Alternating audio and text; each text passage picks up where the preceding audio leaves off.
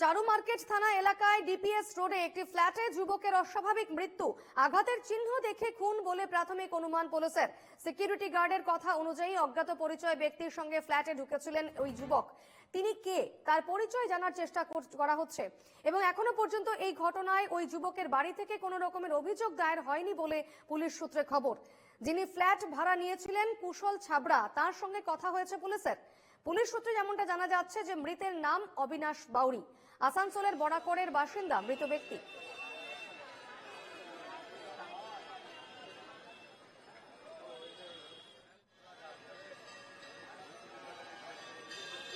চারু market থানা এলাকায় DPS রোডে একটি ফ্ল্যাটে যুবকের অস্বাভাবিক মৃত্যু ঘিরে চাঞ্চল্য।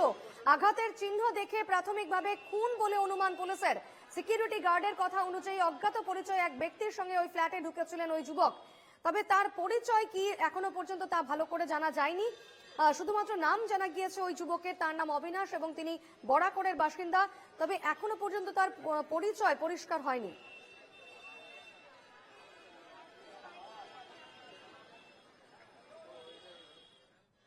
বলবো যে কি করে মার্ডার করেছে, কি গলা টিপে করেছে, কি চাকু দিয়ে করেছে, শুধু রক্ত রক্ত হয়ে রয়েছে, এটাই দেখে আর কিছু দেখিনি। আমি ওর যাদের লোক তারাই ঘর খুলেছে, আমরা শুধু ঘরের বাইরে থেকে জাস্ট দেখেছি। মালিক থাকতো, মালিকের বউ থাকতো, বাচ্চা থাকতো, আবার দুটো চাকর থাকতো ওর সামনে। ভাই কি আমরা কি বলবো বলুন, মানুষের ফ্ল্যাটের মধ্যে মানুষের অনেক কিছু হয়ে যায়, গোপন থাকে।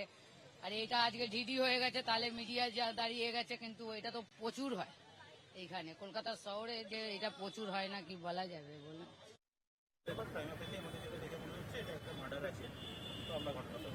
অবশ্যই আশেপাশে যে সিসিটিভি আছে, বিল্ডিং এ যে সিসিটিভি আছে, তার আমরা ফুটেজ নিয়ে আমরা দেখার চেষ্টা করছি যে কি হচ্ছে।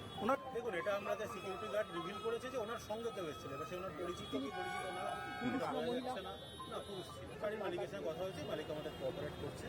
আর ইনজুড দেখুন, এখনো পর্যন্ত তার ফোনটা মিসিং আছে, ঠিক আছে। তার ফোনটা মিসিং থাকলে তো আমাদের এই মুহূর্তে বলা সম্ভব না, তাহলে তার ব্যাংক অ্যাকাউন্ট কোথায় আছে সেই ব্যাংকে আমরা গেলে তবেই বলতে পারবো। এখনো পর্যন্ত মালিক কিছু আইডেন্টিফাই করেননি, বাট কিছু জিনিসপত্র তো মানে খোঁজা হয়েছিল, যেটা আমরা দেখলাম প্রাইভেসি, বাট কিছু মিসিং হয়েছে কিনা স্টিল তার রিপোর্ট এখনো বাড়ির মালিক আমাদের কাছ থেকে দেয়।